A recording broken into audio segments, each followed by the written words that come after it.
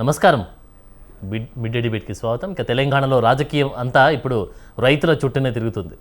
రైతులతో ఓట్లు వేయించుకొని కాంగ్రెస్ ప్రభుత్వం తీవ్రంగా మోసం చేసింది అని, ఇచ్చిన హామీలను నిలబెట్టుకోలేదని బీఆర్ఎస్ తీవ్రస్థాయిలో మండిపడుతోంది. తెలంగాణ రైతు రాజకీయం భరోసా వర్సెస్ వంచన అనే అంశంపై రాష్ట్రంలో పెద్ద ఎత్తున చర్చ నడుస్తోంది. ఎన్నికల సమయంలో ఎకరాకు 15,000 రూపాయలు రైతు భరోసా ఇస్తామని హామీ ఇచ్చి తీరా అధికారంలోకి వచ్చాక దాన్ని 6,000 రూపాయలకే పరిమితం చేయడాన్ని కాంగ్రెస్ ప్రభుత్వం ఏ ముఖం పెట్టుకొని సమర్థించుకుంటుంది అని ప్రతిపక్షాలు ప్రశ్నిస్తున్నాయి. మరోవైపు గత 5 సీజన్లలో కాంగ్రెస్ ప్రభుత్వం రైతులకు ఏకంగా 29,300 కోట్ల రూపాయల బకాయిలు పెండింగ్ ఉందంటూ మాజీ మంత్రి హరీష్ రావు చేసిన ఆరోపణలు ఇప్పుడు కలకలం రేపుతున్నాయి. గుట్టలు రియల్ ఎస్టేట్ వెంచర్లకు కోత పెట్టడానికి తెచ్చినటువంటి కొత్త గైడ్లైన్స్ వల్ల ఎంతమంది నిజమైన రైతులు లబ్ధి కోల్పోయే ప్రమాదం ఉందనేది $1 మిలియన్ ప్రశ్నగా మారింది. కేసీఆర్ హయాంలో ఎలాంటి ఆంక్షలు లేని రైతు బంధు మేళా లేక రైతు రేవంత్ రెడ్డి ప్రభుత్వం తెచ్చిన వడపోత విధానం మేళా అనే చర్చ పల్లెల్లో రచ్చరేపుతుంది. రేవంత్ రెడ్డి సర్కార్ ప్రజాపాలన పేరుతో రాక్షస పాలన కొనసాగిస్తుందా? ప్రజాపాలనపై రైతులకు విశ్వాసం సన్నగిల్లిందా అనే అంశంపైనే మనం మిడ్ డే డిబేట్లో చర్చిద్దాం. మన మిడ్ డే డిబేట్లో పార్టిసిపేట్ చేస్తూ ఉన్నారు రాహుల్ గారు అనలిస్ట్, అలాగే రాజునేత గారు బీజేపీ నేత. నమస్కారం సార్ ఇద్దరికి.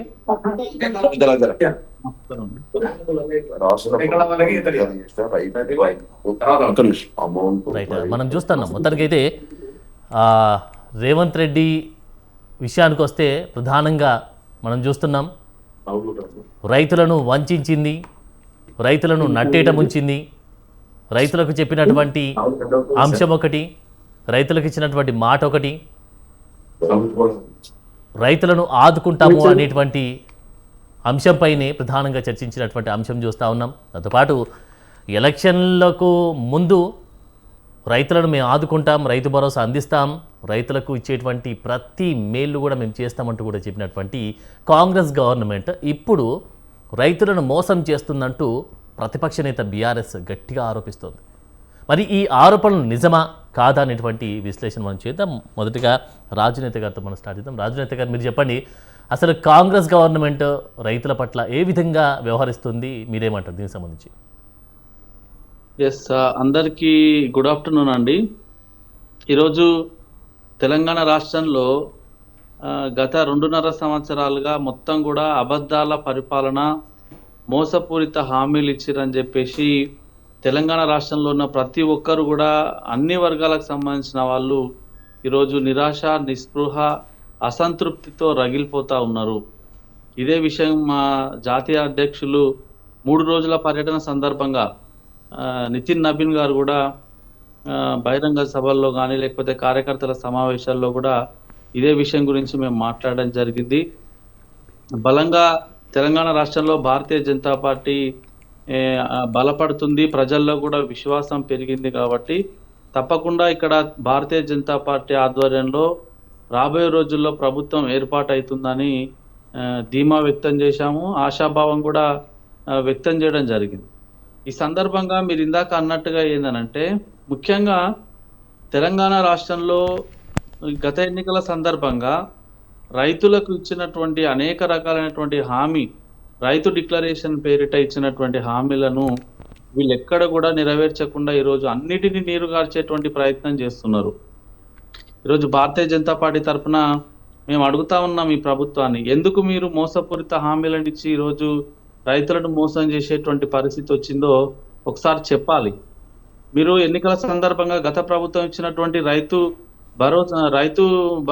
భరోసాను మీరు 15,000 రూపాయలకు పెంచుతామని చెప్పారు. అంటే సంవత్సరానికి ఇచ్చేటువంటి దాన్ని పెంచి రైతులకు మేము మేలు చేస్తాం, పెట్టుబడి సాయం కింద అందిస్తామని చెప్పారు.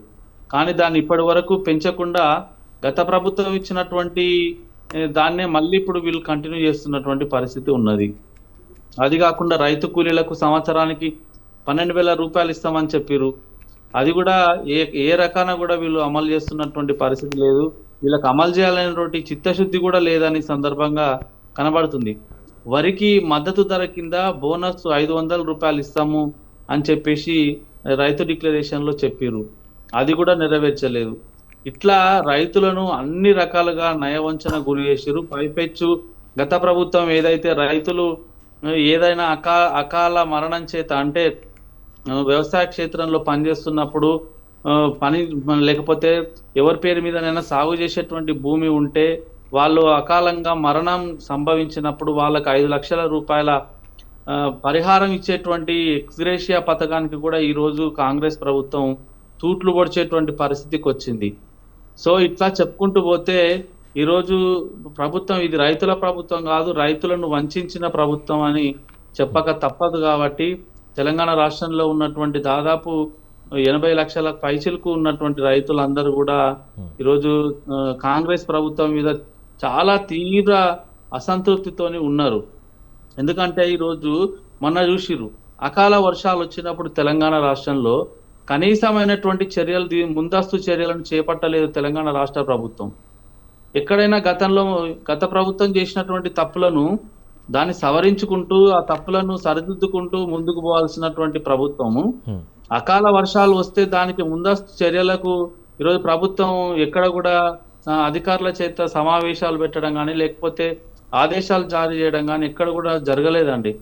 మీరు చూసిరు హైదరాబాద్ మహానగరం ఒక్క చినుకు పడితే ఒక హాఫ్ అన్ అవర్ 1 అవర్ వర్షాలు పడితే నిన్నటికి మొన్న ఎట్లా జరిగిందో చూసినాం.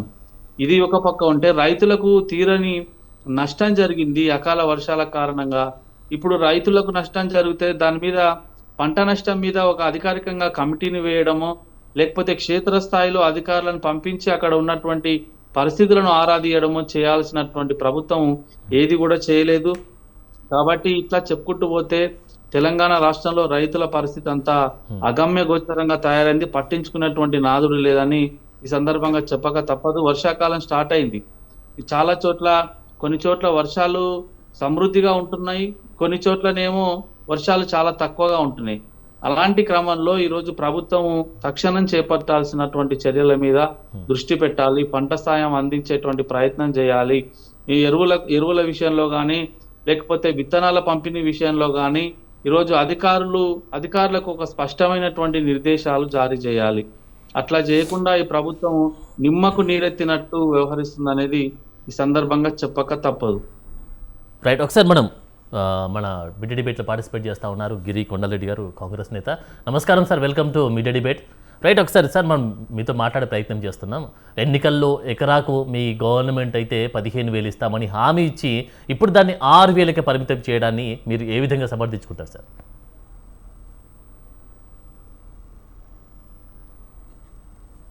సార్ అన్మ్యూట్ చేసి ఒకసారి మాట్లాడండి.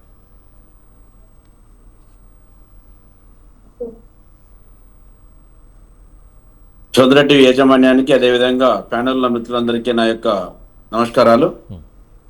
వినబడుతుందండి? రైట్, చెప్పండి. ఈరోజు అధికారం పోయిన తర్వాత పట్టుమని 10 రోజులు కాకముందే విమర్శ స్టార్ట్ చేసిన బీఆర్ఎస్ నాయకులకు ఒక చిన్న విషయాన్ని సూటిగా చెప్పాల్సుకున్నా. చెప్పండి. రైతు కోసం ఏ ప్రభుత్వాలు ఆలోచించినాయి గతంలో, ఇప్పుడే ప్రభుత్వాలు ఆలోచిస్తున్నాయో అర్థం చేసుకోవాలి. ఎందుకంటే రుణమాఫీ చేయడానికి చిత్తశుద్ధి లేక ఇన్స్టాల్మెంట్ గా 4 సార్లు 5 సార్లు చేసిన వాళ్ళకి మళ్ళీ జరిగి మిస్తి కిందిన పోయిన సందర్భం. అదేవిధంగా ఈరోజు ఏర్పడ్డ ప్రభుత్వం, కాంగ్రెస్ రేవంత్ రెడ్డి సార్ ఏర్పడ్డ ప్రభుత్వం హామీలు ఇచ్చిన మాట వాస్తవమే, దానికి కట్టుబడి ఉంది. కానీ చిన్నకారు రైతుల దగ్గర ఉన్న భూమి 80 to 85% భూమి ఉంది. కార్పొరేట్ దగ్గర ఉండే భూమి ఆ 15% మంది దగ్గర ఎంతైతే భూమి ఉందో 80-85% మంది దగ్గర భూమి అంతే భూమి ఉందని చెప్పి సర్వేలు సూచనలు చెప్పాయి. చాలా మంది ఆ వేసినప్పుడు కూడా చాలా మంది పేదల డబ్బు ఉన్నోనికి పోతుంది అనే వాదన జరిగిన మాట వాస్తవం, దాన్ని ఒప్పుకోవాలి అందరు ఎవరైనా. మరి పంట ఆధారంగా సర్వే జరగాలన్నప్పుడు ఆ విధంగా వేయడానికి అప్డేట్ చేసి ఎంప్లాయీస్ని అప్డేట్ చేసి వీలైనంత మటుకు ప్రజాధనం దుర్వినియోగం కావద్దు.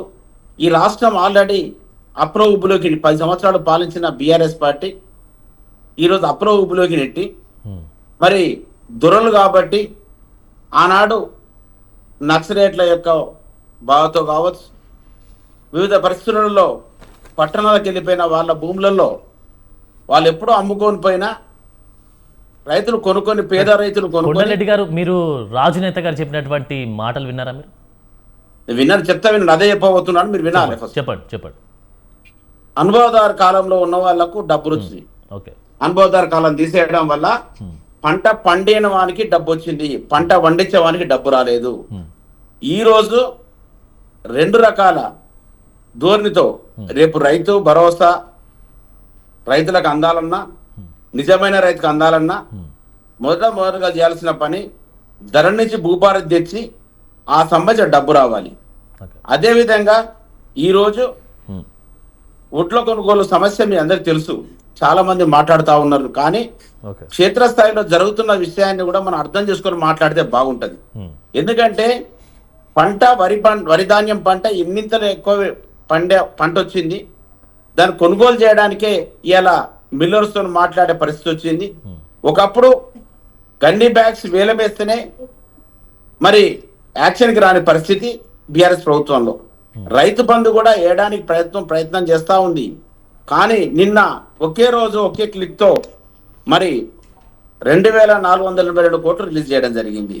అదేవిధంగా జనంలో కూడా వాయిస్ ఉంది, చాలా మంది మాట్లాడుతున్నారు, టీవీ డిబేటర్లో మాట్లాడచ్చు, నాయకులు మాట్లాడచ్చు. కానీ చాలా మంది మా డబ్బు సంపన్నులకు ఓట్లేదు, పేద రైతులకు ఎకరా 2 ఎకరాలు 5 ఎకరాల లోపల అందరికి లాస్ట్ టైం వచ్చినాయి. కాబట్టి ఈ 5 ఎకరాల లోపు వచ్చిన కూడా అందరూ సంతోషంగా 80-85% జనం సంతోషంతో ఉన్నారు. మీరు అన్నట్టు 15,000 రూపాయలు ఉన్నా, మేనిఫెస్టో ఉన్నా ఇవ్వడానికి ప్రయత్నం చేస్తా ఉన్నా. ఈ రోజు 100% మరి చిత్తశుద్ధితో పనిచేసేటప్పుడు మేము మేనిఫెస్టోలో లేని విద్య పైన శ్రద్ధ పెట్టి ఈ రోజు విద్యలో మనం ఏ స్థాయికి పడిపోయే పరిస్థితి వచ్చింది, స్ట్రెంత్ లేక టీచర్ లేక పరిస్థితి, టీచర్ పోస్టులు తీసుకోవడం, విద్య పైన దృష్టి సారించడం వల్ల, అదేవిధంగా స్కూల్స్ ఇవ్వడం వల్ల, మౌలిక వసతుల యొక్క పెంపు వల్ల, లేడీస్ని సంపన్నులు చేయాలనే ఉద్దేశంతో మహిళలు ఒక ఇంటికి ఇల్లాలు మరి కోటీశ్వరాలు అయితే ఇల్లంతా సుభిక్షంగా ఉంటుందని ఈ రకాలు చేసుకుంటున్న సందర్భంలో డబ్బు యొక్క వెసులుబాటు కల్పిస్తున్న ప్రయత్నంగా లేట్ అవుతుండొచ్చు. కానీ వాళ్ళు చెప్తున్న వాదన, నేను హరీష్ రావు గారు చెప్తా ఉన్నారు, వంచన ఎవరు చేసిరని. వంచన చేసింది ప్రాజెక్టులు కట్టినప్పుడు వంచన చేసింది వాళ్ళ మేము చర్చకు సిద్ధంగా ఉన్నాము. ఎందుకంటే మీరు రైతుల పొట్టగొట్టి రైతుల భూములు గుంజుకొని దాడులు చేసి ప్రాజెక్టుల మీద లక్షల కోట్లు దండుకొని ఈ రోజు మీరు డబ్బునే పరమావధిగా చేసుకొని ఎక్కడైతే డబ్బు దొరుకుతుందో అదే విధంగా ప్రాజెక్టులు రీడిజైన్ పేరు మీద చేసుకుంటా పోయింది. మేము చెప్తా ఉన్నాం, మేము రైతుల పక్షాన్ని నిలబడుతున్నాం. సన్నోడ్లు కొనుగోలు చేసినందుకు మరి హరీష్ రావు చెప్పింది ఇది నిజమేనండి? హరీష్ రావు గత 5 సీజన్లలో కాంగ్రెస్ ప్రభుత్వం రైతులకు 29,300 కోట్ల బకాయిలు పడిందని హరీష్ ఆరోపణలు చేశారు. దీనికి సంబంధించి మీ దగ్గర ఉన్నటువంటి ఆన్సర్ ఏంటి? మేమంటున్నాం, రంగనాయక్ సాగర్ కావచ్చు, మల్లన్న సాగర్ కావచ్చు, కొండపోచం రిజర్వాయర్స్ రైతులకు చెల్లించాల్సిన మరి పైసలను మేము వాళ్ళ కార్యకర్తల ద్వారా తీసుకొచ్చిన కోట్ల రూపాయల స్కామ్ గురించి మేము మాట్లాడుతూ ఉన్నాం. ఈ రోజు వాళ్ళు చేసిన స్కామ్ గురించి మాట్లాడకపోతే మేము రైతులకు ఏ చెప్పడం వాళ్ళు అప్పని చెప్పడం ఎట్లయితే అది కరెక్ట్ పద్ధతితో ఒక మంత్రి చేసిండు ఆయనకే తెలిసి ఉండాలి. అది బాగి అన్నారు. ప్రభుత్వం మరి లేట్ అయినా వేయడానికి ప్రయత్నం చేస్తా ఉంది. రాష్ట్ర ఆర్థిక పరిస్థితి, దేశ ఆర్థిక పరిస్థితి ఏ స్థాయికి వచ్చిందో తెలుసుకోవాలి. తెలుసుకోవడానికి బాధ్యత గల వ్యక్తిగా మాట్లాడాలి తప్ప ఈ లెక్కలు కట్టి లెక్కలు రావా సార్? పైసా లెక్కలు రావా? అందరూ తెలుసు లెక్కలు ఉన్నారు. ఈ రోజు మీకు మేము 9 రోజుల్లో 9,000 కోట్లు వేస్తామని చెప్పినాం, 9,000 కోట్లు వేయబోతా ఉన్నాం. రేపు రైతులకి మీ ఇంతకుముందు సోదరుడు చెప్తుండు, ఏది అకాల వర్షాలు వచ్చినప్పుడు కానీ, ఫ్లడ్ డ్యామేజ్ అయినప్పుడు కానీ 10 సంవత్సరాల్లో ఒక్క రూపాయి కూడా ప్రభుత్వం చరిత్రలో ఉంది అంటే ఆనాడు ఆంధ్రప్రదేశ్లో, ఉమ్మడి కూడా డబ్బులు వచ్చినాయి. మరి ఒక ఎకరానికి హెక్టార్కి 6,000 రూపాయలు ఇస్తామని మాట ఇచ్చి 2,500 వేసి చేయి తులుపుకున్నది. అది కూడా ఒక్కసారి 10 ఏళ్లలో. అదే విధంగా ఈ రోజు రైతు బీమా గురించి మాట్లాడుతున్న సోదరు, అంతకంటే బృహత్తరమైన ఇన్సూరెన్స్ పథకాన్ని ఒక భూమి ఉన్న వాళ్ళకే కాకుండా తెలంగాణలో పుట్టిన ప్రతి పౌరునికి ఇన్సూరెన్స్ చేసే పథకాన్ని ప్రారంభించింది. దాన్ని ఫార్వర్డ్ చేసే దిశగా ప్రయత్నం జరుగుతూ ఉంది. ఒక రైతులే కాదు, రైతు కార్మికులు కూడా ఈ రోజు రైతు కార్మికులు సంతోషంగా ఉండాలి అని చెప్పి ప్రతి ఇంటికి వచ్చే విధంగా గతంలో విషయము పక్కన పెడితే ఇప్పుడు మీరు ఏం చేస్తున్నారు? రైతులకు ఏం చేస్తున్నారు మీరు? ఇప్పుడు ఇన్ని విమర్శలు వస్తూ ఉంటే ఎందుకు ఎదురుగా ఢీకొట్టలేకపోతా ఉన్నారు? బీఆర్ఎస్కి సంబంధించే కానీ ఇటు బీజేపీ నుంచి వస్తున్నటువంటి విమర్శలకు సంబంధించి. భయ్యా ఆ విమర్శ సద్విమర్శ అయితే మేము స్వీకరిస్తాం. అది సద్విమర్శ ఎట్లయితుంది? మేము ఏమంటున్నాం, జనంలో ఇన్ఫర్మేషన్ ఇవ్వచ్చు కదా, అది సన్న చిన్నకారు రైతులకు వచ్చే విధంగా చిన్నకారు రైతులకు వచ్చే విధంగా అందరికీ వేసే విధంగా ప్రయత్నం జరుగుతుంది. 100% సన్న చిన్నకారు రైతులు అందరికి 5 ఎకరాల లోపల అందరికి కూడా డబ్బులు వస్తాయి. ఇంకో విషయం చెప్తున్నాం, భూమి పైన రోడ్ల భూములు కావచ్చు, పంట పండిన భూములు కావచ్చు, గైరు భూములు కావచ్చు, గుట్టలు కావచ్చు, అదే విధంగా పోటు ఖరాబులు కావచ్చు, ఎట్లయితే భూములు ఉన్నాయో ఆ పంటలు తీసేసే విధంగా ప్రయత్నం జరుగుతా ఉంది. 100% ప్రక్షాళన జరిగిన తర్వాత 100% పంట పండిన ప్రతి రైతుకు సన్నకారు రైతుకు వచ్చే విధంగా జరుగుతా ఉంది. మీకు చిన్న ఎగ్జాంపుల్ చెప్తా సోదరా, మీరు వినాలేది. చాలా మంది నోటుకు వచ్చినట్టు మాట్లాడుతారు. ఒక దళిత వాడకి వెళ్దాం. ఒక దళిత వాడలో విలేజ్ లో 50 కుటుంబాలు ఉంటే 50 ఎకరాల భూమి ఉండదు. ఒక 2 రైతుల దగ్గర 20 ఎకరాల రైతులు వేసుకుందాం, 100 ఎకరాల ల్యాండ్ లార్డ్స్ అక్కర్లేదు. మల్లారెడ్డి ఇన్స్టిట్యూట్స్ సంబంధించిన ఇన్స్టిట్యూట్లు 100 ఎకరాలు 300 ఎకరాలు ఉందని ఒక ఎమ్మెల్యే సొసైటీ పేరు మీద చేసుకొని చెప్తా ఉంటే 300 ఎకరాల పంట పండి భూమి రైతు బంధు తీసుకుంటున్నారా? ఆ భూమిని మరి తొలగించాల్సిన ఆవశ్యకత ఉండేనా లేకుండేనా? అంటే ఇట్లా చెప్పుకుంటే అది ఎగ్జాంపుల్ మాత్రమే చెప్తా ఉన్నాను. అట్లాంటి వాటి వల్ల పేదోని డబ్బు ఉన్నోనికి వెళ్తా ఉంది. దీనిపైన మనం వీటన్నిటిని దృష్టిలో పెట్టుకొని ఇలాంటి చేయడం వల్లనే కొంచెం లేట్ అవుతుందంటారా? 100% కదా. ఏ డబ్బు ఎవరికి పోవాలి? ఒక దళిత వాడలో 50 కుటుంబాలు ఉంటే ఒక 3 రైతుల చేతులు ఉండే భూమి 50 కుటుంబాల చేతులు ఉండడం కరెక్టేనా? ఇప్పుడు కాంగ్రెస్ పార్టీ నాయకులను అడగాల్సిన ముఖ్యమైనటువంటి ప్రశ్నలు ఏంటంటే 6 గ్యారంటీల అమలు గురించి, 420 హామీల గురించి కూడా ఖచ్చితంగా మాట్లాడాలి. ఎందుకంటే ఆల్రెడీ 2.5 సంవత్సరాలు అయిపోయింది. మాట్లాడదామండి రాజనేత గారు, దాని గురించి కూడా మాట్లాడదాం. బట్ ఏంటంటే మన టాపిక్ వచ్చేసి హరీష్ రావు కామెంట్ చేసినటువంటి కామెంట్స్కి సంబంధించి వాస్తవమా కాదా తెలుసుకునే ప్రయత్నం చేద్దాం. దాని గురించి కూడా ఒకసారి మనం చర్చ పెట్టి కొనసాగిద్దాం. హరీష్ రావు గారు చేసిన కామెంట్ మీద చెప్తా ఉన్నాను. హరీష్ రావు గారు ఇప్పుడు హరీష్ రావు చేసిన కామెంట్ గురించి మనం మాట్లాడాల్సుకుంటే వాళ్ళకు పదవి పోయిందనే బాధను తట్టుకోలేక వాళ్ళు విమర్శ చేస్తా ఉన్నారు. మేము ఇంకెప్పుడు తొందర అధికారంలో కూర్చుంటాం. క్షేత్రస్థాయిలో చూసాం కదండి, మొన్నటికి మనం చూసాం కదా, వర్షం పడ్డప్పుడు ఎంతో మంది రైతులు వరి ధాన్యం తీసుకొచ్చి కుప్పలు కుప్పలుగా పోసినటువంటి పరిస్థితి కనిపించింది. వర్షానికి మొలకలెత్తినా కూడా మీరు కొనట్లేదు. చెప్పండి. ఇప్పుడు మనము అకాల వర్షం వచ్చినప్పుడు మీరు రైతా కాదా, మీరు ఎవరన్నా తెలియదు, నేనైతే రైతును స్వయంగా చెప్తా ఉన్నాను. కావచ్చు మీరు కూడా దాన్ని కాదనను. అకాల వర్షం వచ్చిన మనం వడ్ల కొనుగోలు కేంద్రాలు ఏవైతే ఉన్నాయో ఆ వడ్ల కొనుగోలు కేంద్రాలకు ఏమైనా సేఫ్టీ ఉందా? ఓన్లీ మనం ఇచ్చే పాలిథిన్ కవర్లు తప్ప, నాచురల్స్ గా పాలిథిన్ కవర్లు తప్ప నిర్మాణాత్మక షెడ్స్ లేని గ్రామాలే ఉంటాయి. ఒక మార్కెట్ యార్డ్ తప్ప ఎక్కడ ఉండయి. ప్రతి గ్రామంలో కొనుగోలు కేంద్రం వచ్చింది. రాజశేఖర్ రెడ్డి గారు 2006లో కొనుగోలు కేంద్రాలు తీసుకొచ్చాడు. దానివల్ల ప్రతి గ్రామంలో ఒక రైతు పండించినటువంటి పంట తీసుకొచ్చి కొనుగోలు కేంద్రంలో పెట్టినా కూడా నెల రోజులైనా కూడా కొనకపోవడం వల్ల అకాల వర్షం పడితే నాన్నటువంటి పరిస్థితి కనిపించిందని రైతులు కొనుగోలు పెట్టినటువంటి పరిస్థితి. గత వర్షాల సీజన్ ఎక్కువ ఉన్నప్పుడు ఇంకా చాలా బాగా నష్టం జరిగింది. ఇప్పుడు వర్షం తక్కువే, వర్షాలు తక్కువ వచ్చినాయి. లేట్ అయిన మాట వాస్తవం. ఎందుకు లేట్ అయింది? మిల్లులలో రైస్ మిల్లులో ఉండబడే దింపుకోవడంలో లేటు, వాళ్ళ గోదాములు లేకపోవడంలో లేటు, వాళ్ళకు ఉండే స్టోరేజ్ లేకపోవడం లేట్ అయింది తప్ప ప్రభుత్వం మీరు జోకిన తర్వాత కాంటే పైసలకి ఏమైనా లేట్ అయిందా అడగండి. ప్రభుత్వం ఎప్పుడు. కొండలరెడ్డి గారు ఒకసారి మనం రాహుల్ గారితో మాట్లాడదాం. రాహుల్ గారు మీరు చెప్పండి. ఇప్పుడు హరీష్ రావు ఆరోపణలు చేస్తూ ఉన్నారు, 15,000 ఇస్తా అని చెప్పి హామీ ఇచ్చినటువంటి హామీని తుంగలో దొక్కేసి 6,000కు కొంచారు, రైతులను మోసం చేశారు ఇక కాంగ్రెస్ గవర్నమెంట్ అంటూ విమర్శలు చేస్తూ ఉన్నారు. ఇది ఎంతవరకు వాస్తవం అంటారు? ముందుగా మీకు ప్యానెల్ ఉన్న పెద్దలకి, సో అందరికీ చూసిన ప్రేక్షకులందరికీ నమస్కారం అండి. సో ఒకటైతే వాస్తవం ఏంటంటే ఎకరానికి 10,000 నుంచి 15,000కి మేనిఫెస్టోలో పెట్టమైతే వాస్తవము. రైతు డిక్లరేషన్ కింద వాస్తవం జరిగింది. కాకపోతే ఆ తర్వాత ప్రభుత్వం ఏం చెప్పిందంటే 2 అంటే ఖరీ అండ్ రబీ సీజన్లో 6,000 ఒక సీజన్కి, 6,000 ఒక సీజన్కి ఇస్తాము, 12,000 రూపీస్ ఇస్తామని చెప్పినారు. దాని కారణాలు చెప్తే ఇంతకుముందు ప్రభుత్వం పైన దోసేస్తారు అనమాట. ఆ ప్రభుత్వం అప్పులు చేసింది కాబట్టి ఇప్పుడు ఫినాన్షియల్ స్టెబిలిటీ లేదండి, అంటే రైతులకు కట్ చేస్తారు అనమాట. అదేదో ప్రజాప్రతినిధుల జీతాల నుంచి అదే అలవెన్సెస్ నుంచి కట్ చేసి రైతులకు ఇస్తే అయిపోతుంది కదా. సో వన్ మోర్ థింగ్ ఏంటంటే, ఒక అయితే మనం ప్రౌడ్గా ఫీల్ అవ్వాల్సిన ఫస్ట్ థింగ్ ఏంటంటే రైతుకి పెట్టుబడి ధర కట్టి ఇచ్చింది మాత్రం తెలంగాణ రాష్ట్రం నుంచే శ్రీకారం చుట్టడం జరిగింది. పార్టీలకు అతీతంగా కనుక మనం చూస్తే ఈ రైతు బంధు నుంచే వివిధ రాష్ట్రాలు కూడా అడాప్ట్ చేసుకుని కేంద్ర ప్రభుత్వం దాకా కూడా పోయింది. ఇదైతే వాస్తవం. రెండో విషయం వచ్చేసి ఏంటంటే రైతు పక్షపాత ప్రభుత్వం మనం ఉన్నప్పుడు సంపూర్ణంగా మన భారతదేశము dependent on the cultivation farmers life కాబట్టి అదే మన జీవనాధారం ఎక్కువ శాతంగా మనం రూరల్ ఇండియాలో చూస్తే దానికి మనం ఎంత క్రైటీరియా ఇస్తున్నాం at the phenomena which is going on అనేది చూడాలి. ఇంకోటి పార్టీలు ఈ పార్టీ ఉన్నప్పుడు ఆ పార్టీ గురించి, ఆ పార్టీ ఉన్నప్పుడు ఈ పార్టీ గురించి వాస్తవంగా మాట్లాడతాయి, దట్ ఈజ్ ఓకే. అది ఇప్పుడున్న గవర్నమెంట్ కనుక చూస్తే ఒక ఇందాక అన్నగారు అన్నారు 9 రోజుల్లో 9,000 కోట్లు ఇచ్చారు. ఎప్పుడు ఇచ్చారు?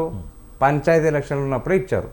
ఇంకొకటి ఎకరానికి మీరు 15,000 అన్నప్పుడు ఇంతకుముందు రబీ సీజన్లో మీరు రిలీజ్ చేసింది ఎంత? 15 ఎకరాలు ఉన్న వాళ్ళకైనా 100 ఎకరాలు ఉన్న వాళ్ళకైనా 2 ఎకరాల డబ్బులే ఇచ్చారా కదా? 2 ఎకరాల డబ్బులే ఇచ్చారు వాళ్ళు. మీరు కనుక్కోండి కావాలంటే స్టాటిస్టిక్స్.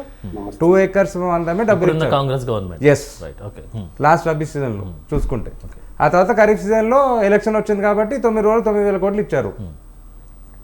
అండ్ 36,000 crores ఈ గవర్నమెంట్ ఇప్పటివరకు ఖర్చు పెట్టింది వీటి మీద. కిందటి ప్రభుత్వం అయితే 73,000 కోట్లు ఖర్చు పెట్టడం జరిగింది. ఇంకా 2 years ఉంది కాబట్టి చూద్దాము. సో ఇప్పటి వరకు అయితే 2 ఎకరాలకే పరిమితం చేశారు.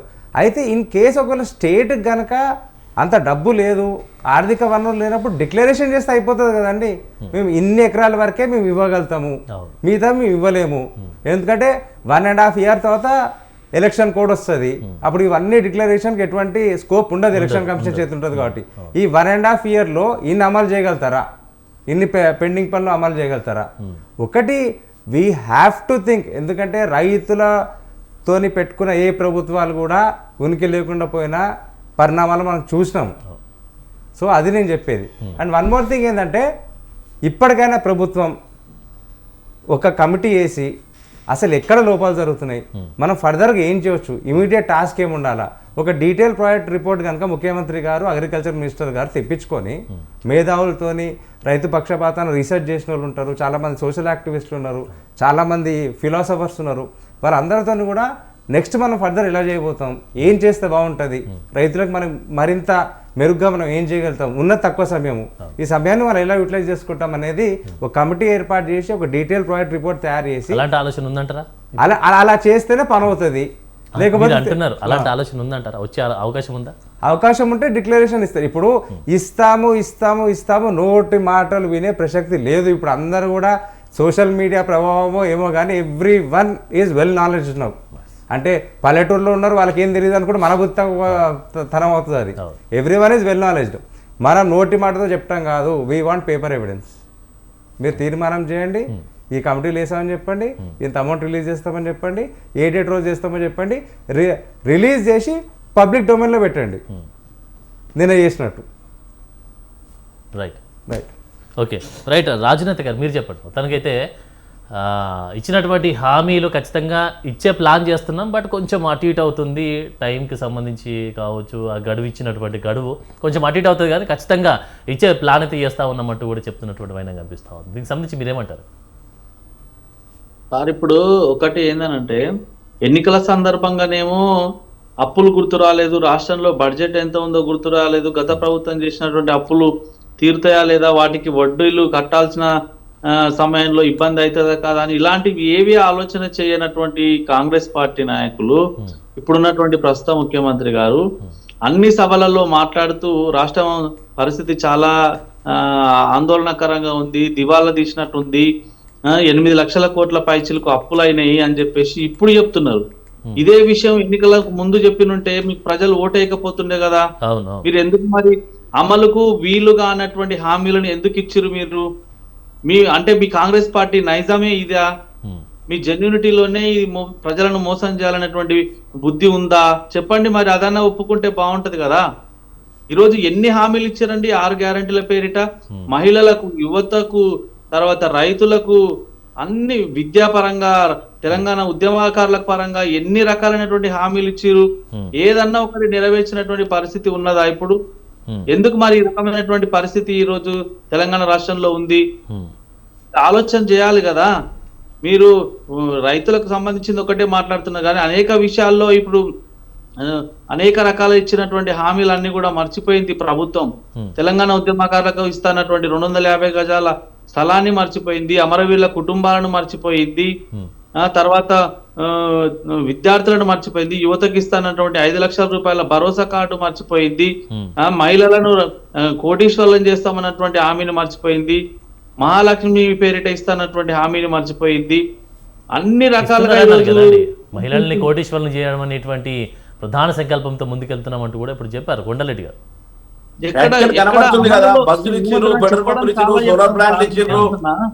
చాలా మీరు మర్చిపోయారు. పావుల బట్టి కూడా వేయలేదు మీరు.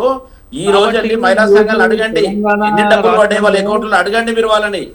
రివర్స్ పాలన జరుగుతుంది. మీరు వినండి, మేము ఒప్పుకొని సన్న బియ్యం సంపన్నుడు ఏ బియ్యం తినాలనో ఏ భోజనం చేయాలనో ఇలా పేదోడు అదే బియ్యం తినే విధంగా మేము మా మేనిఫెస్టో అంశాన్ని తీసుకొచ్చి ఇలా పేదోళ్ళకు కూడా సన్న బియ్యాన్ని ఆ రోజు దొడ్డు బియ్యం వల్ల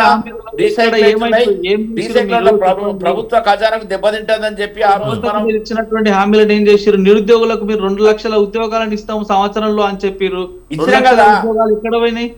మీరు కేజీ టు పీజీ 4,000 రూపాయల సోదరా ఎటుపోయింది?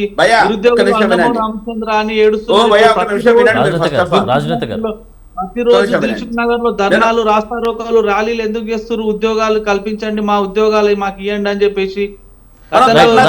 కొండలరెడ్డి గారు ఒక నిమిషం. రాజనేత గారు, మీరు రైతు భరోసా బీజేపీ రైతు భరోసాకు సంబంధించినటువంటి బీజేపీ యాత్ర అయితే చేపట్టారు. ఎందుకు చేపట్టారు? అసలు దానికి సంబంధించిన రీజన్ ఏంటి? ఇదే అండి, మేము రైతులను నయవంచనకు గురి చేసినటువంటి కాంగ్రెస్ పార్టీ మీద ఈరోజు అందరికీ ఈరోజు తెలియాల్సినటువంటి అవసరం ఉన్నది. రైతులను ఏ రకంగా హామీలను ఇచ్చి మోసం చేసిందో తెలంగాణ రాష్ట్రంలో ఉన్నటువంటి రైతులందరికీ తెలియజెప్పేటువంటి ఉద్దేశంతో మేము రైతు గోసా బీజేపీ భరోసా అనే పేరిట తెలంగాణ రాష్ట్ర వ్యాప్తంగా మా ఎమ్మెల్యేలు, ఎంపీలు అందరూ కూడా రాష్ట్ర స్థాయి నాయకులు క్షేత్రస్థాయిలో వెళ్ళారు. అసలు ఏంటి రిజల్ట్ ఏంటి? ఏంటి అసలు రైతుకి లోపించినటువంటి లోపం ఏంటి? రైతుల మీద ప్రేమ ఉంటే రాష్ట్రానికి యూరియా తక్కువ వస్తే ఒక్క కేంద్ర మంత్రి మాట్లాడలే. ఈ రాష్ట్రానికి యూరియా తక్కువ వస్తే ఒక్క కేంద్ర మంత్రి మాట్లాడలే. రైతుల మీద మీ ప్రేమ యాత్ర చేపట్టింది. అందులో ముఖ్యంగా ఏంటంటే 15,000 రూపాయలను ఎందుకు ఇవ్వడం లేదు గత 2.5 సంవత్సరాల నుంచి? ఇంకొకటి రాజనేత గారు, ఇంకొకటి యూరియా సఫిషియెంట్ గా అందుతుందా అక్కడ మీకు క్షేత్రస్థాయిలో వెళ్ళినప్పుడు? అన్ని రకాల సమస్యలు కట్టిరు. రైతు వేదికల ద్వారా ఒక యాప్ కూడా విడుదల చేశారు. ఒక యాప్ విధానం కూడా తీసుకొచ్చారు కాంగ్రెస్ గవర్నమెంట్. ఇప్పుడు దాని మీద చాలా చర్చ జరుగుతుంది. గ్రామీణ ప్రాంతాల్లో ఉన్నటువంటి మామూలు చదువుకున్నటువంటి రైతులకు ఈరోజు ఆ యాప్ వాడడం రాలేదు. వాళ్ళే ఈరోజు టీవీలో అక్కడ పడిగాపులు కాలుస్తూ యూరియా దొరకక ఇబ్బంది పడుతున్నటువంటి రైతులు. జిల్లా పెనుబల్లి అనేటువంటి మండలంలో 80% మందికి పైగా యూరియా అందట్లేదని లబోదీపమంటున్నటువంటి వైఫల్యం కనిపిస్తా ఉంది. అక్కడ ఉన్నటువంటి సిచ్యువేషన్ చూస్తే బాధాకరమైనటువంటి వైఫల్యం, అది చాలా దారుణమైనటువంటి వైఫల్యం అండి. ఈ రోజు ఈ ప్రభుత్వం ఏం చేస్తుందో ఇవన్నీ నిదర్శనం. రైట్, ఒకసారి మనం కొండలరెడ్డి గారితో మాట్లాడదు. కొండలరెడ్డి గారు, మీరు చెప్పండి. ఇప్పుడు ఇవన్నీ వింటా ఉన్నారు. ఎందుకంటే నేను ఎందుకు క్వశ్చన్ వేశానంటే, ఇప్పుడు రైతులు ఇబ్బంది పడుతున్నటువంటి ఇబ్బందులు చాలా ఉన్నాయి. క్షేత్రస్థాయిలో వెళ్తేనే ఆ పరిస్థితి అర్థమవుతుంది. సో యూరియా దొరకట్లేదు అనేటువంటి ఖమ్మం జిల్లాలో 80% పైగా మంది అంటే రైతులు యాప్ వినియోగించ రాకపోవడమా, లేకపోతే సాంకేతిక వైఫల్యమా, లేకపోతే ప్రభుత్వ వైఫల్యమా తెలియదు, కానీ అక్కడ మాత్రం 80% పైగా రైతులు ఇబ్బంది పడుతున్నటువంటి పరిస్థితి కనిపించింది. దీనికి సంబంధించి ఏం చెప్తారు అసలు? లాస్ట్ టైం యూరియా ప్రపంచం జరుగుతున్న యుద్ధాలు కావచ్చు, దానికి సంబంధించిన ఇబ్బంది కావచ్చు, యూరియా తగ్గినమాట వాస్తవం. కానీ ఇక్కడ 2 కేంద్ర మంత్రులు ఉన్నారు, ఇలా బీజేపీ నాయకులు మాట్లాడుతుండ్రు. మిగతా రాష్ట్రాలతో పోల్చినప్పుడు యూరియా మనకు తక్కువ సప్లై అవుతుందని అందరూ మాట్లాడారు.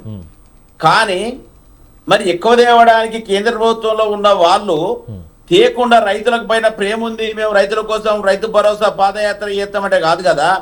రైతులకు అవసరమైన ఉత్పత్తులను కేంద్రం నుంచి తెచ్చే ప్రయత్నం చేసినప్పుడు రైతుల కోసం ఆలోచించినట్టు. రెండోది, ఇవాళ ప్యాడీ కొనుగోలు గురించి మాట్లాడుతా ఉన్నారు.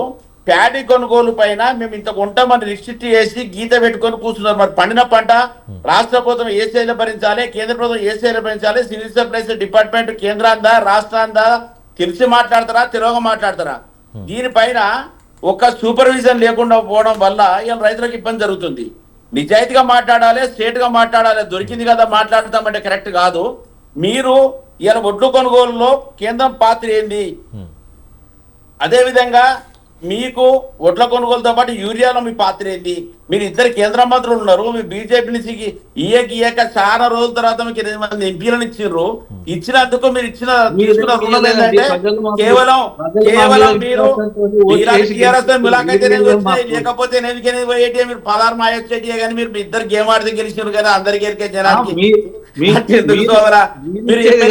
రాకేష్ రెడ్డి కోట ఏమని చెప్పింది విన్నాం మేము.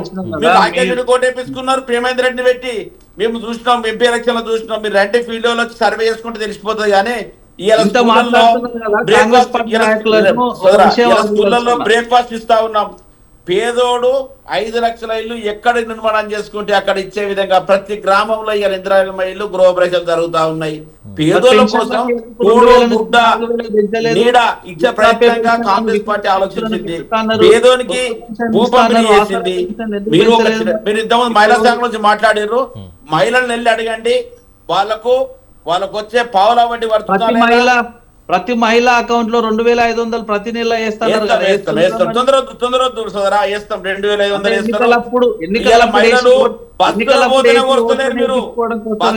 ప్రయాణం చేస్తేనే ఓర్స్తలేరు. మీరు ఇది ఆడ చేస్తే ఓరుస్తారు. ఆడలకు బస్సులు, మహిళా సోదరి మనులకు బస్సులు కొనిస్తేనే ఓర్స్తలేరు. లక్షాధికారులు చేస్తామని చెప్పిన మాట వాస్తవం. కోటీశ్వర రైతులు మా మహిళలు, తెలంగాణ మహిళలు పక్కా అవుతారు. మీరు చూస్తారు ఓట్ల గురించి పోయి ఓట్లు అడుగుతున్నప్పుడు మాకు ఫ్రీ బస్ కావాలని అడిగిర్రా అన్న? మీరు పెట్టిర్రు అది. దాని బదులు మంచి కార్యం చేసుకుంటే మంచి ఉంటది కదా. సన్న బియ్యం కావాలని అడిగిర్రా అన్న? సన్న బియ్యం ఒకటి బియ్యం రీసైకిల్ అవుతున్నాయి. దొడ్డు బియ్యము రీసైకిల్ అమ్ముతుండ్రు. నేను చెప్పేది అదే విధంగా మహిళలకు ఎందుకు ఇవ్వాలనుకుంటుందంటే మహిళలు ఇవ్వాలా? మీరు ఒక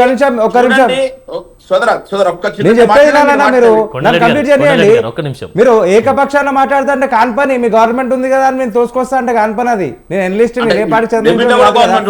ఇగో ఒక మాట చెప్తున్నా చూడన్న. ఉచిత బస్సు అనవసరమైన ఖర్చు.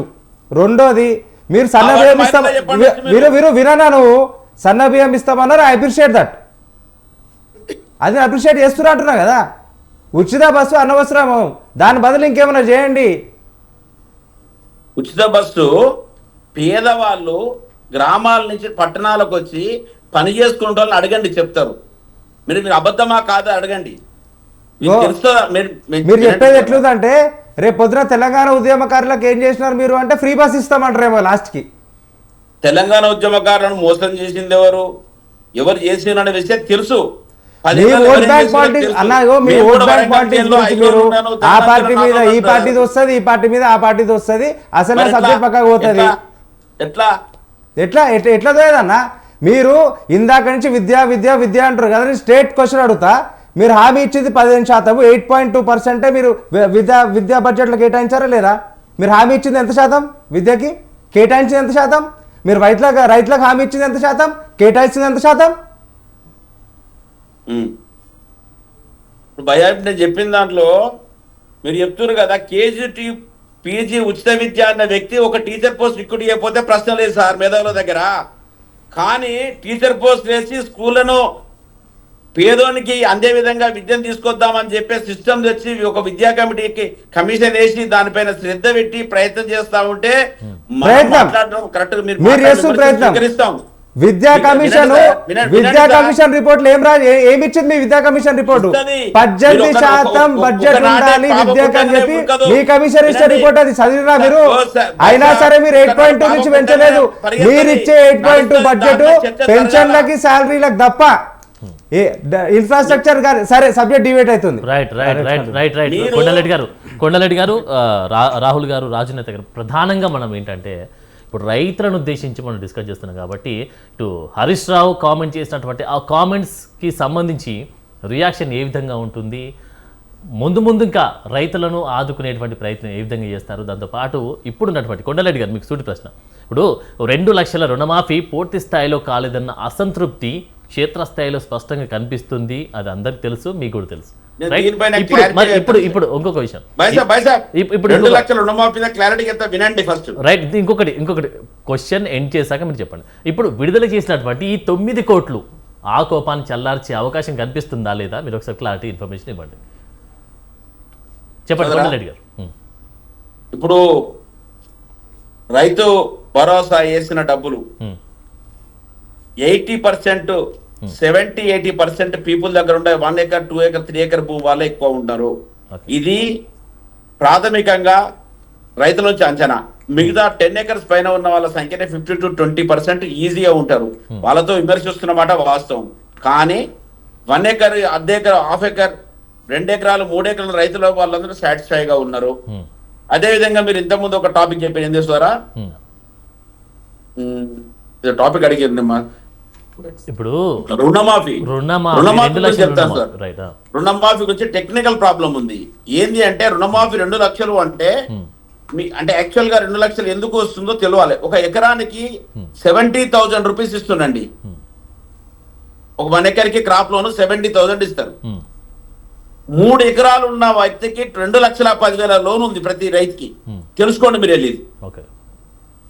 అయితే ఏమైతుంది, దీనిలో 2,10,000 ఉండడం, 2 లక్షల రైతుల సంఖ్య పెరగడం వల్ల వైఫ్ పేరు మీద 1 ఎకరు, భర్త పేరు మీద 2 ఎకరాలు ఉండడం వల్ల వీళ్ళు ఏమనుకుంటున్నారు, నాకు ₹1,00,000 ఉంది అనుకుంటున్నాను. కానీ ఎలక్షన్స్ 2 సంవత్సరాల ముందు నుంచే, 2 years ముందు నుంచే లోన్ కట్టపోవడం వల్ల పాపం 1,80,000 రైతు కూడా ఇవ్వాలా ₹2,10,000, ₹2,20,000 దాటింది.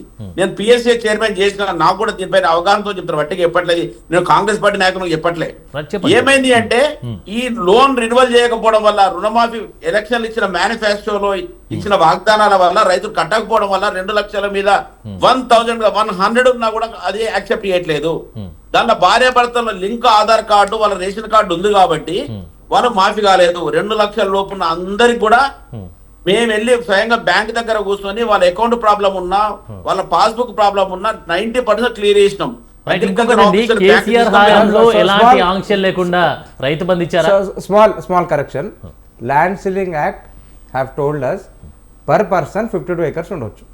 per person, yes, according to land ceiling act. Okay, కాబట్టి భార్యకు ఉంది కాబట్టి అది కట్ చేసినాం, ఇది కట్ చేసినాం, ఆధార్ కార్డు చూసి అన్నికి లేదు. ల్యాండ్ సీలింగ్ యాక్ట్ చదివితే 52 acres. మేము ఒక కుటుంబానికి 2 లక్షలు అని చెప్పాము. ఒక కుటుంబానికి 2 లక్షలు అని చెప్పిన పర్ పర్సన్ 52 acres ఉంది కదా ల్యాండ్ సీలింగ్ యాక్ట్ లో. అంటే 52 ఒక నిమిషం కొండలరెడ్డి గారు, ఒక నిమిషం అండి. కొండలరెడ్డి గారు, ఒక నిమిషం. మల్లపేట యాదగిరి గారికి వెల్కమ్ అండి, మిడ్డెడిబేట్కి స్వాగతం. యాదగిరి గారు, నేను సీలింగ్ యాక్ట్ మాట్లాడలే, మీరు సీలింగ్ యాక్ట్ గురించి మాట్లాడలే. రైతు సంతోషపడుతుందని చెప్పి ఒక్కొక్క రూల్, అదొక రూల్ అని చెప్పి చెప్తా ఉన్నా. లోన్ తెలుసా ఇంతకు క్రాప్ లోన్ గురించి? ఏం మాట్లాడుతున్నారు మీరు? అన్ని మీకే తెలుసు. మీరు సరిగ్గా మాట్లాడండి. ల్యాండ్ సీలింగ్ యాక్ట్ రైతులకు సంబంధించింది కాదా? నువ్వు రా ఫీల్డ్ రా, రైతుకు వచ్చి చెప్పు. నువ్వు నాకు ఫీల్డ్ నేర్పించేది ఏంటన్నా? నువ్వు నాకు ఫీల్డ్ నేర్పించేది ఏంటి? మహిళలకు బస్సు టికెట్ ఇవ్వమని చెప్పు. మహిళల బస్సు టికెట్ ఏంది మళ్ళా? ఏంది నా సంగతి చెప్పేది? ఏం మీ పార్టీ వాళ్ళు బెదిరిస్తారా ఏంది వాళ్ళ టెర్రరిస్ట్ అని? ఎవరు బెదిరిస్తున్నారు? ల్యాండ్ కి రైతుకి సంబంధం ఉందా లేదా? ల్యాండ్ సీలింగ్ యాక్ట్ రైతుకి సంబంధం లేదా? ఎందుకు వింటలే? వింటున్నాము. ఇందాక ఒక మాట సరే, నేను చూడు ప్రశ్న అడుగుతున్నా మీకు. నేను నాకు తెలియదని చెప్పదు మీరు, తెలియదని చెప్పదు మీరు, తెలియదని చెప్పదు మీరు.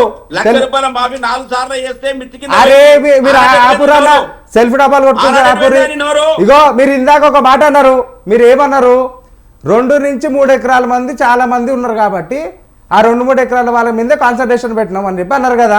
మీకు కాదే చెప్తున్నా, మీకు 2-3 ఎకరాల కన్నా ఎక్కువ ఉన్న వాళ్ళకు ఇచ్చే ఉద్దేశం లేకపోతే మీరు ధైర్యంగా ఒక డిక్లరేషన్ చేసి 2-3 ఎకరాల వాళ్ళకే ఇవ్వండి. ఉన్న పైసలు వాళ్ళకైనా సంపూర్ణంగా వస్తుంది కదా.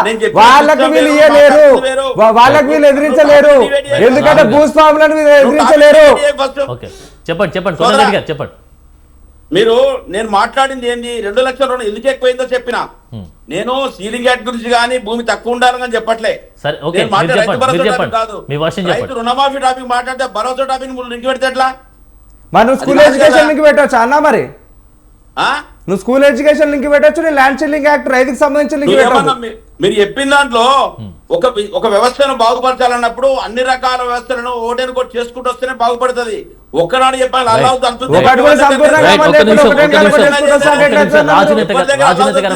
రాజనేత గారు మీరు చెప్పండి. కొండలెడ్డి గారు ఒక నిమిషం. ఆనాడు కొండలెడ్డి గారు ఒక నిమిషం. రాజనేత గారు మీరు చెప్పండి, సమయం ఎక్కువ లేదు. కొండలెడ్డి గారు మెరిగిపోయింది.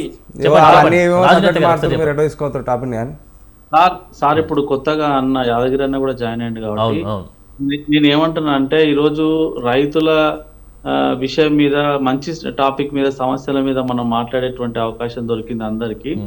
వాస్తవాలను మనం అందరం కూడా అంగీకరించేటువంటి ప్రయత్నం చేయాలి. నిజంగా మన చర్చ వల్ల రైతులకు ఎంతో కొంత లబ్ధి చేకూరేటట్టు, లేకపోతే వాళ్ళ సమస్యలకు పరిష్కార మార్గాలను కనుగొనేటట్టు ప్రయత్నం చేయాలి.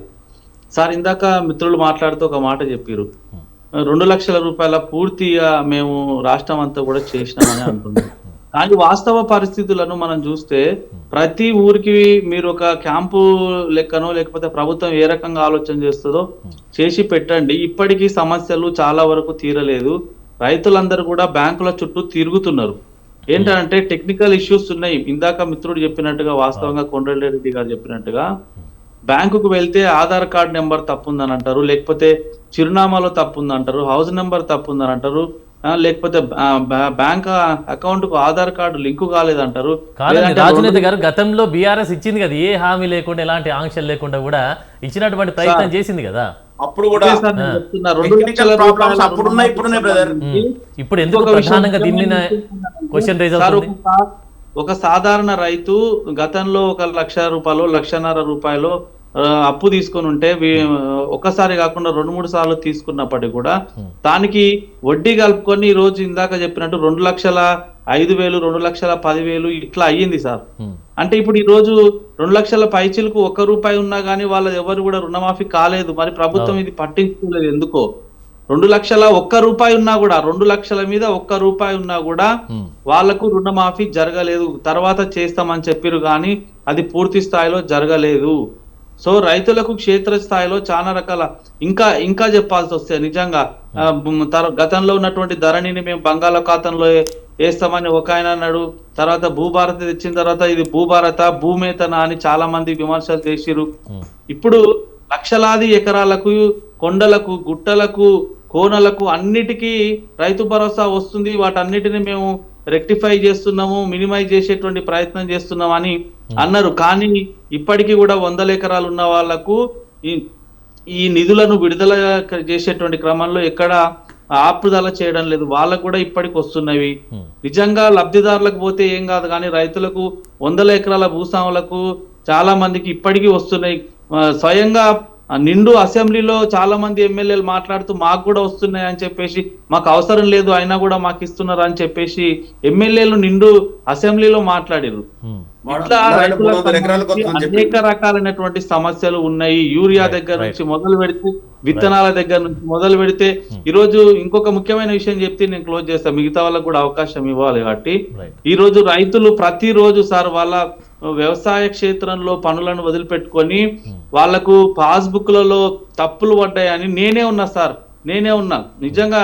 ఎందుకంటే ఈ సమస్యను చెప్పాలి కాబట్టి, పాస్బుక్ లో మా భూ విస్తీర్ణం తక్కువ పడ్డదని, లేకపోతే ఆధార్ కార్డ్ నెంబర్ తప్పు పడ్డదని, హౌస్ నెంబర్ తప్పు పడ్డదని, లేకపోతే సర్వే నెంబర్ తప్పు పడ్డదని ఈ తెలంగాణ రాష్ట్రంలో ఉన్న 12,700 పైచిలకు గ్రామ పంచాయతీలో ప్రతినిత్యం ఎంతో కొంతమంది ఈ రోజు ఎంఆర్ఓ ఆఫీసుల చుట్టూ తిరుగుతున్నారు. సమస్యలు పరిష్కారం కావడం లేదు. లక్షల ఎకరాలు ఈ రోజు సాదా బైనామాల విషయంలో ప్రభుత్వం ఇప్పటికీ ఆ సమస్యల మీద పరిష్కార మార్గాలు కనుగొనడం లేదు. భూభారతికి సంబంధించినటువంటి విషయంలో ఒక కమిషన్ ఏర్పాటు చేశారు, రైతు కమిషన్, మన కోదండరెడ్డి గారి ఆధ్వర్యంలో చేశారు. దాంట్లో భూమి సునీల్ అనేటువంటి ఒక అద్భుతమైనటువంటి అడ్వకేట్ గారిని కూడా పెట్టారు. కానీ భూ సమస్యలు ఇప్పటి వరకు తీరడం లేదు. ప్రతిరోజు మీరు గతంలో చూసిరు సార్, గతంలో చాలా మంది రైతులు ఎంఆర్ఓ ఆఫీసుల చుట్టూ తిరిగితే ఎవరు పట్టించుకోకపోతే అక్కడనే పురుగుల మందు దాగి ఆత్మహత్య చేసుకునేటువంటి ప్రయత్నం చేశారు. ఇంకా రైతులు ఇబ్బందులు ఎదుర్కొని వాళ్ళు ఆత్మ గౌరవాన్ని కోల్పోయి గతంలో మనం చూసినాం ఇక్కడ హైదరాబాద్ పరిధిలో ఒక ఎంఆర్ఓ గారి మీద పెట్రోల్ దాడి చేసేటువంటి ప్రయత్నం కూడా జరిగింది. అంటే రైతులకు ఉన్నటువంటి సమస్యలను ఎవరికి చెప్పుకోవాలో, ఎవరు తీరుస్తాడో, రైతుల బాధలను ఎవరు వాళ్ళకు దేవుడు లెక్క ఉంటారో అని ప్రతినిత్యం ఈరోజు సమస్యల మీద లబోదిబోం అని మొత్తుకుంటున్నారు. ఇప్పటికి కూడా వస్తున్నాయి కదా సార్, ఇప్పటికి కూడా మీరు టీవీలో చూడండి, రైతులు వాళ్ళ సమస్యల మీద ఎన్నిసార్లు కాళ్ళకు చెప్పులు అరిగేలా తిరిగినా కానీ ఎంఆర్ఓ చాలా పరిస్థితులు కనిపించాయి కూడా. రైట్, ఒకసారి మనం యాదగిరి గారితో మాట్లాడదాం. రాజనేత గారు ఒక్క నిమిషం. యాదగిరి గారు మీరు చెప్పండి, మొత్తానికి హరీష్ రావు చేసినటువంటి కామెంట్స్ హాట్ టాపిక్ అయినటువంటి పరిస్థితి కనిపిస్తుంది. కానీ మిమ్మల్ని ఒక సూటి ప్రశ్న అండి, కాంగ్రెస్ 5 సీజన్లలో 29,300 కోట్ల బకాయిలు పడిందని హరీష్ రావు అంటున్నారు. సో మరి మీ హాయంలో కూడా చివరి రోజుల్లో రైతు బంధు నిధులు ఆలస్యంగా పడ్డాయి కదా, దీనికి సంబంధించి మీరేమంటారు? ముందుగా మీకు ప్యానెల్లో ఉన్న వారికి స్వతంత్ర ప్రేక్షకులకు నమస్తే. ఇప్పుడు కేసీఆర్ గారి ప్రభుత్వం ఉన్నప్పుడు రైతులకు ఏ రోజు కూడా నాట్లు పడే సమయంలో వారికి రైతు బంధు వచ్చింది. కానీ ఈ రోజు రేవంత్ రెడ్డి గారి ప్రభుత్వంలో ఓట్ల సీజన్ లో మాత్రమే 6,000 రూపాయలు రైతు భరోసాని వేసిండు రేవంత్ రెడ్డి గారు. ఎందుకంటే మా మేనిఫెస్టోలో, బీఆర్ఎస్ మేనిఫెస్టోలో గతంలో ఎలక్షన్ల కంటే ముందు రైతు బంధు 10,000 రూపాయలు ఇస్తామని ఏ రోజు చెప్పలేదు. కానీ మా నాయకుడు రైతు బిడ్డనే, స్వయంగా రైతు బిడ్డనే కాబట్టి, స్వయంగా రైతునే కాబట్టి, రైతుల కష్టాలు తెలిసిన గొప్ప నాయకుడు కాబట్టి వారికి ఏ విధమైన మేలు చేయాలన్న ఉద్దేశంతో మొదటిసారిగా రైతులకు పెట్టుబడి సాయంగా భారతదేశంలో ఏ రాష్ట్రంలో లేని విధంగా ఇప్పుడు నడుస్తున్నటువంటి జాతీయ పార్టీలు అయినటువంటి కాంగ్రెస్, బీజేపీ పార్టీలు పరిపాలిస్తున్న మిగతా ఏ రాష్ట్రంలో కూడా రైతుకు ఒక ఎకరానికి 10,000 రూపాయలు పెట్టుబడి సాయం పూర్తి స్థాయిలో ఇచ్చినది ఏ రాష్ట్ర ప్రభుత్వం లేదు. కానీ కేసీఆర్ గారు మొదటిసారి తెలంగాణ రాష్ట్రంలో రైతులను ముందుగా అభివృద్ధి చేయాలన్న ఉద్దేశంతో 1 ఎకరానికి 10,000 రూపాయలు పెట్టుబడి సాయంగా రైతు. అవునండి, ఆ విషయంలో రియల్ ఎస్టేట్ భూములకి కానీ కొండలు గుట్టలకు కూడా గతంలో రైతు బంధు ఇచ్చింది. దాంతో పాటు ప్రభుత్వాన్ని దుర్వినియోగం చేశారని కాంగ్రెస్ ఆరోపిస్తుంది. దీనికి ఏం సమాధానం చెప్తారు మీరు? నేను అదేనండి, నన్ను చెప్పనివ్వండి. ఇప్పుడు కేసీఆర్ గారు ఆ రోజు పాస్బుక్ ఉన్న ప్రతి రైతుకు ఎన్ని ఎకరాలైనా ఉండని ప్రతి ఎకరానికి 10,000 రూపాయలు ఆర్థిక సాయం, పెట్టుబడి సాయం ఇచ్చాడు. ఒకవేళ అందులో ఏమైనా అవకతవకలు జరిగితే చివరిసారిలో మేము మళ్ళీ మా ప్రభుత్వం వచ్చిన తర్వాత ఏదన్నా ఉంటే దాన్ని సరి చేయడం కోసం సరి చేస్తామని కూడా ప్రకటన చేశాడు. కానీ ఆ సమయంలో, ఎలక్షన్ల సమయంలో రేవంత్ రెడ్డి గారు పిసిసి అధ్యక్షుని హోదాలో వారి జాతీయ నాయకులను తీసుకొచ్చి రైతు డిక్లరేషన్ ప్రకటించి రైతులకు 10,000 రూపాయలు కేసీఆర్ గారు ఇస్తున్నారు, మేము 15,000 రూపాయలు ఇస్తాము, 2 సీజన్లు కేసీఆర్ గారు ఇస్తే మేము 3 సీజన్లు ఇస్తాము అని చెప్పేసి అనేక అబద్ధ ప్రకటనలు రాష్ట్ర కాంగ్రెస్ పార్టీ ప్రకటించుకుంటూ, రేవంత్ రెడ్డి గారు మీరు వినండి, మూడు పంటలకు ఇస్తాము అని చెప్పేసి ప్రకటించండు ఈ రేవంత్ రెడ్డి గారు పిసిసి ప్రెసిడెంట్ హోదాలో. అలాంటి మాటలను తెలంగాణ ప్రాంతంలో గ్రామీణ ప్రాంత రైతులు కొంతవరకు నమ్మి మోసపోయి ఓట్లేసిన తర్వాత 15,000 ఇస్తాడేమో అనే ఒక ఆశతోటి, అదే విధంగా రైతులకు కేసీఆర్ గారు 1,00,000 రూపాయలు రుణమాఫీ చేస్తా అంటే ఈయన 1,00,000 రూపాయలు మీరు తెచ్చుకోండి, మళ్ళీ ఎంబడే అప్పు తీసుకొని నేను 2,00,000 రూపాయలు డిసెంబర్ 9 తారీఖు నాడు మా ప్రభుత్వం వస్తాయి ఏకకాలంలో 2,00,000 రూపాయలు పూర్తి స్థాయిలో మాఫీ చేస్తామన్న రేవంత్ రెడ్డి గారు మరి ఏకకాలం అంటే ఎన్నిసార్లకు ఏకకాలం అయితే కాంగ్రెస్ నాయకులు చెప్పాల్సిన అవసరం ఉంటది. ఇప్పటి వరకు కూడా పూర్తి స్థాయిలో చేయలేదు. కొందరికి చేసిరు, చేయలేదని కాదు, అందులో ఎంతమందికి చేసిరో వాళ్ళు ఒక శ్వేతపత్రం విడుదల చేయాల్సిన అవసరం కూడా ఉంటుంది. ఆయన అన్ని ఇప్పుడు 1 ఎకరానికి 15,000 ఇస్తారు, 15,000 రూపాయలు పెట్టుబడి సాయం ఇస్తా అన్న రేవంత్ రెడ్డి గారు జాతీయ నాయకులు మరి ఈ రోజు 6,000 రూపాయలకే పరిమితం చేయవలసిన అవసరం ఏముంది? కేసీఆర్ గారు మరి గుట్టలకు, వెంచర్లకు, చెట్లకు, పుట్టలకు ఇచ్చిండని చెప్పుకుంటున్న రేవంత్ రెడ్డి గారు దాన్ని సరిచేసి ఒకవేళ మీరు ఏమన్నా ల్యాండ్ సీలింగ్ పెట్టి 5 ఎకరాలకు ఇస్తారా 10 ఎకరాలకు ఇస్తారా? అందరి రైతులకైతే పాస్బుక్లు ఉన్నాయి కదా. నువ్వు ప్రభుత్వ హోదాలో ఉన్న ముఖ్యమంత్రి గారి దగ్గర మీకు ప్రతి రైతు డాటా ఉంటది కదా. ఒకవేళ ఏమన్నా అనధికారికంగా ఉండి అట్లా ఏమన్నా ఇబ్బందులు అట్లాంటివి ఉంటే ఎంబడే తీసేసి ఏదైతే నిజమైన రైతులు ఉంటారో వారికి ఇచ్చేసేయండి. ఎకరానికి 15,000 రూపాయలు మీరు ఇవ్వండి. 15,000 12,000 ఇస్తాన్నారు ఇవ్వండి. అదెందుకు ఇస్తలేరు? మీ దగ్గర ఎంట్రీ ఉంటది కదా, ముఖ్యమంత్రి గారి దగ్గర ఆ రికార్డు మీ దగ్గర ఉండదా?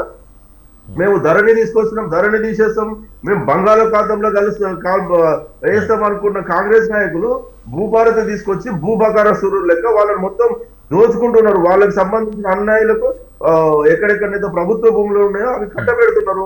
రైట్, ఇంకో విషయం యాదగిరి గారు, ఇంకొక విషయం అండి, ఇప్పుడు రుణమాఫీ కింద కాంగ్రెస్ ప్రభుత్వం ఇప్పటి వరకు 1000 కోట్లు విడుదల చేసినటువంటి పరిస్థితి కూడా చూసాం.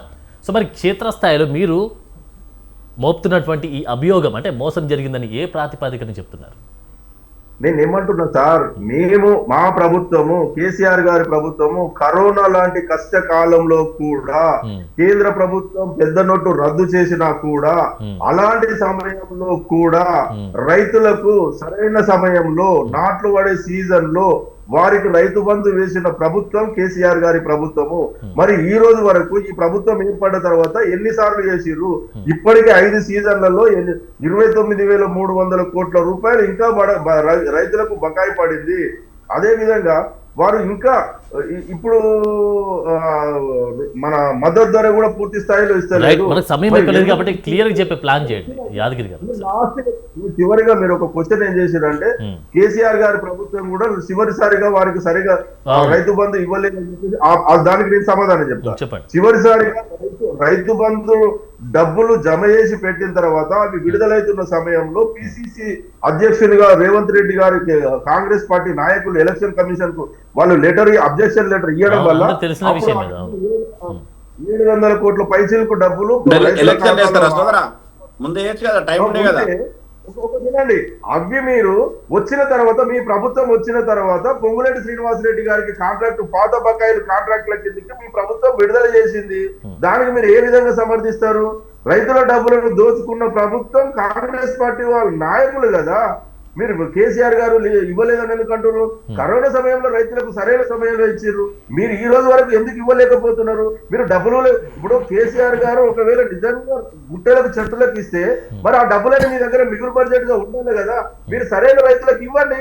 5 ఎకరాలకు ఇస్తారా 10 ఎకరాలకు ఇస్తారా ఇవ్వండి. మరి అదే ఇవ్వలేకపోతున్నారు. 100 ఎకరాలకు నిజంగా కేసీఆర్ గారు ఇచ్చారు. అంత కష్ట సమయంలో కూడా ప్రభుత్వం దగ్గర డబ్బులను రైతుల ఖాతాలో చేసిన నాయకుడు కేసీఆర్ గారు. మీరు చెట్లను గుట్టాలను తీసేయండి. నిజమైన రైతులకు ఎందుకు వేయలేకపోతున్నారు? ఎకరానికి 15,000 రూపాయలు. మరి మీరు దాని గురించి మీరు దానికి సమాధానం చెప్పక కేసీఆర్ గారు చెట్లకేసిండు గుట్లకేసిండు వేసి ఉండొచ్చు. అప్పుడు అవకతవకలు చేస్తే సిట్ వేయండి. ఒక విచారణ సంస్థ ఏర్పాటు చేసుకోండి. మీరు దాని మీద ఎవరైతే అన్యాయం ఒకవేళ ఈ అవకతవకలు జరుగుతుందని మీరు సిట్ ఏర్పాటు చేయండి. మీకు అలవాటే కదా కాంగ్రెస్ పార్టీ నాయకులకు ప్రతి దాని మీద సిట్లు వేయడం. ఒక విచారణ కమిటీ వేయండి ఎవరికి అన్యాయం జరిగిందని. మీకు ప్రభుత్వం నడపడం చేతగాక ఆయనకు నిజంగా చెప్పాలంటే డబ్బు సంచులతోటి పిసిసి ప్రెసిడెంట్ గా కొనుక్కొని అదే విధంగా ఆ డబ్బులు ఉన్నాయని ముఖ్యమంత్రిగా రాష్ట్ర ముఖ్యమంత్రిగా ఈ ప్రజలనేది ఏనాడు జై తెలంగాణ అన్న నాయకుడిని తెలంగాణ రాష్ట్ర ముఖ్యమంత్రిగా ప్రకటించుకున్న కాంగ్రెస్ పార్టీ 130 సంవత్సరాల చరిత్ర గల కాంగ్రెస్ పార్టీ అనుకున్న వాళ్ళకి ఇప్పటి వరకు కూడా ఒరిజినల్ కాంగ్రెస్ నాయకుడు ముఖ్యమంత్రి ఆయన సమర్థత లేని నాయకులు ఈ రోజు కేసీఆర్ గారి గురించి కేసీఆర్ గారి పార్టీ గురించి ఈ చిలువలు పలువులు మాట్లాడడం కరెక్ట్ కాదు. మీరు కేసీఆర్ గారిని విమర్శించే ముందు మీ ఒక్క నిమిషం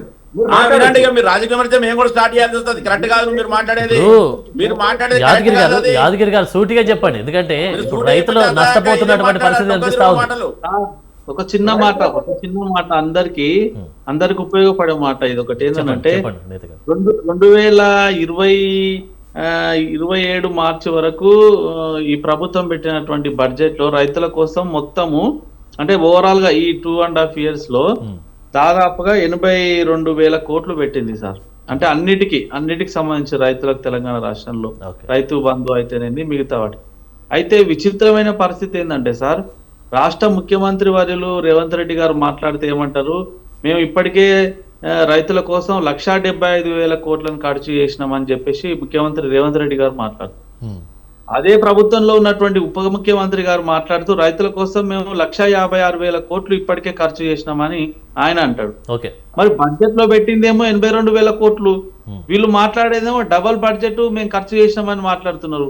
ఇక్కడనే మనకు రైతుల పట్ల ఈ ప్రభుత్వానికి ఉన్నటువంటి చిత్తశుద్ధి ఏందనేది చాలా స్పష్టంగా అర్థమవుతుంది. రైట్. నిజంగా మేము ఈ సందర్భంగా డిమాండ్ చేస్తున్నా, కాంగ్రెస్ పార్టీ ప్రభుత్వం శ్వేతపత్రం విడుదల చేయాలి. రైతుల కోసం ఎంత ఖర్చు చేసింది, రైతు సమస్యలను ఎన్ని తీర్చింది అనేది ఈ ప్రభుత్వానికి చిత్తశుద్ధి ఉంటే, వ్యవసాయ శాఖ మంత్రి గారికి ఈ ప్రభుత్వానికి చిత్తశుద్ధి ఉంటే వెంటనే శ్వేతపత్రాన్ని విడుదల చేయాలి.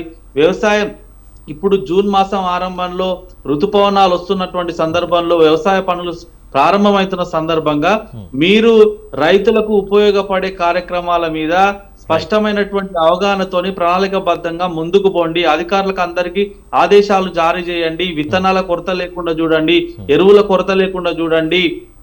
ఇట్లా ట్రాన్స్ఫార్మర్ల చాలా సార్లు గతంలో మనం చూసినాం సార్. వర్షాకాలంలో రైతులకు మోటార్లు నడవకపోతే రైతులు పోయి ట్రాన్స్ఫార్మర్ దగ్గర వాళ్ళే రిపేర్లు చేస్తుంటారు. అప్పుడు సడన్ గా ఏదైనా జరిగితే రైతులు చనిపోయేటువంటి ప్రమాదం కూడా ఉంది. కాబట్టి అప్రమత్తం చేయాలి. చివరిగా ఒకటే సార్, రైతుల కోసం ఈ ప్రభుత్వం ఇచ్చినటువంటి హామీలను అన్ని కూడా మర్చిపోయింది. ఇప్పటికైనా 2.5 సంవత్సరాలు అయిపోయింది. ఇక చివరి సంవత్సరం ఎన్నికల తంతే ఉంటది కాబట్టి ఈ 1.5 year అన్న రైతుల కోసం ఇచ్చినటువంటి హామీలను అమలు చేసేటువంటి ప్రయత్నం చెయ్యాలని మేము మనస్ఫూర్తిగా కోరుకుంటున్నాం. రైట్. థ్యాంక్ యూ అండి. Thank you very much. Media డిబేట్లో పార్టిసిపేట్ చేసినటువంటి రాహుల్ గారికి, రాజునేత గారికి, గిరి కొండారెడ్డి గారికి, అలాగే మల్లెపాక యాదగిరి గారికి థ్యాంక్ యూ అండి. మీడియా డిబేట్లో పార్టిసిపేట్ చేసినందుకు థ్యాంక్ యూ వెరీ మచ్. ఇది ఇవాల్టి మీడియా డిబేట్ అంశం. మరొక అంశంతో మళ్ళీ కలుద్దాం. నమస్కారం.